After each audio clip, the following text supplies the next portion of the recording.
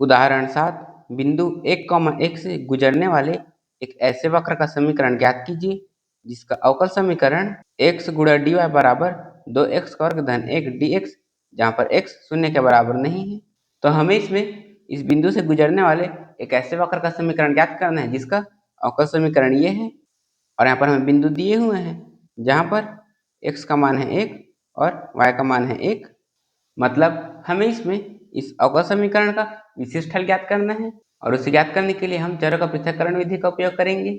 तो हम लिखेंगे, दिया है x dy बराबर 2x वर्ग धन 1 dx। तो चरों का पृथक्करण विधि में सबसे पहले हम चरों को पृथक करते हैं, मतलब हम x वाले को एक तरफ और y वाले को एक तरफ लिखते हैं। तो यहाँ पर यह x और यहाँ पर है dx, तो इसीलिए हम x को इस तरफ लाएंगे। तो ऐसे dy बराबर आ जाएगा 2x वर्ग धन 1 बटे x यहाँ पर dx।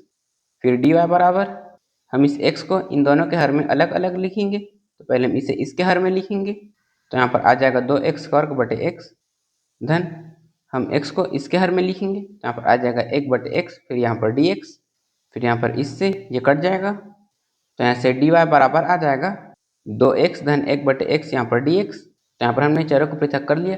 फिर चरों को पृथक करने के बाद हम समाकलन करते हैं। तो यहाँ पर हम इनका समाकलन करेंगे।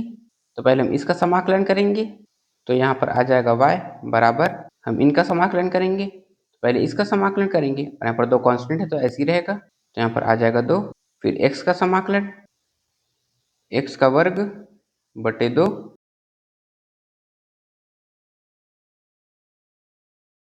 धन 1 बटे x का समाकलन करेंगे। तो यहाँ पर आ जाएगा लॉग मॉडुलस x धन c, फिर यहाँ पर इससे ये कट जाएगा।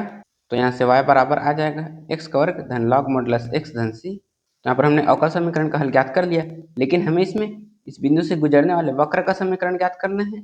मतलब हम इसमें इस अवकल समीकरण का विशिष्ट हल ज्ञात करना है। तो विशिष्ट हल ज्ञात करने के लिए सबसे पहले हम x और y के मान को इसमें रखेंगे जिससे हमें c का मान मिलेगा। फिर हम c के मान को इसमें रखेंगे जिससे हमें इस बिंदु से गुजरने वाले वक्र का समीकरण प्राप्त हो जाएगा। तो यहाँ पर हम इसे समीकरण 1 मानेंगे। तो यहाँ पर हम समीकरण 1 में x बराबर 1 और y बराबर 1 रखेंगे। तो यहाँ पर आ जाएगा 1 बराबर, यहाँ पर आ जाएगा 1 का वर्ग धन यहाँ पर आ जाएगा लॉग मॉडुलस 1 धन c।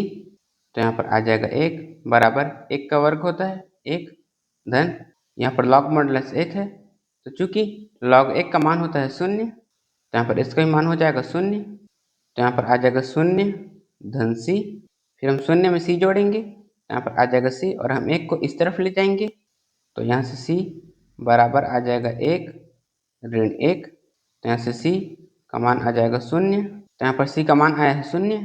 तब हम c के मान को समीकरण 1 में रखेंगे। तो हम लिखेंगे c के मान को समीकरण 1 में रखने पर y बराबर x का वर्ग धन लॉग मॉडुलस x धन 0, फिर हम इसमें 0 जोड़ेंगे तो हमें वापस यही मिल जाएगा। तो यहाँ पर बिंदु 1, 1 से गुजरने वाले वक्र का समीकरण है y बराबर x का वर्ग धन लॉग मॉडुलस x